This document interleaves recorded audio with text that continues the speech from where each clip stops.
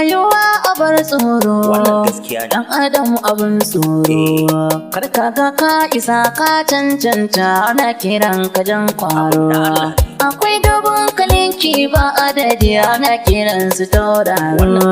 Kun san gani ga wane ta ishewa na abun fahimta ne. Ya dan uwa ka zo da kai nazari ka rayuwa ibada ne. Kullum kai wa kanka hisabi shi ma rike shi sunna ne. Kar da ka yarda ruɗin duniya ya kai ka canye ya daka. Kai dai tsaya ga Allah dan uwa walla za ya kare ka.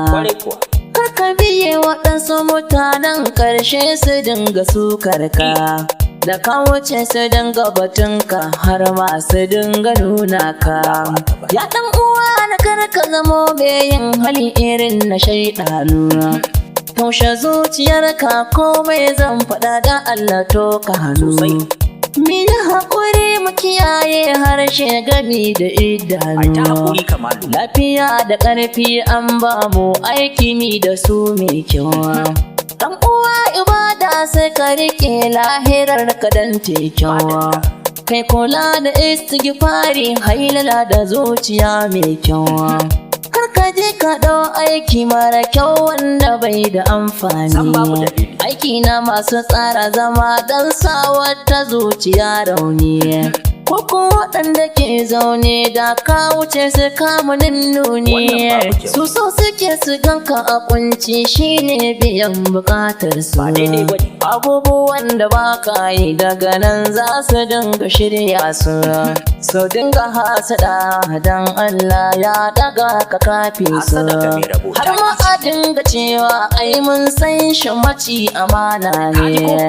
Yaudara da zamba a ko'ina ya rike su aiki ne. Suna ta jita sun manta arziki na Allah ne. Ya ɗan uwa na to ka tsaya domin nazari ka ƙarawa. Ka san abin da ke damun ka mugun hali ka kaucewa.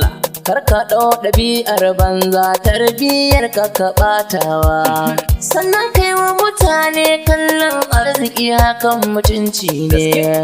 Ya ɗan uwa na daure ne mu zaman lafiya ibada ne. A cikin gida ko jeji yin hakan ka gane hujja ne. Waɗansu na a nan gefe so suke yi su ci mutuncinka. Abu kaɗan da ka yi za ka je sun hau suna ta sukar ka. Daman kana a nan sun saka a rai jira suke su taka ka. Kyale sai ɗan uwa dan Allah shi za ya ƙara kare ka. Ka gane yanzu kiwon ka ke yi ba kiwo na dabba ba. Zamani na yanzu ya canza wasu ba su gane ba. Suna ta yin abin da suke so nan a duniya.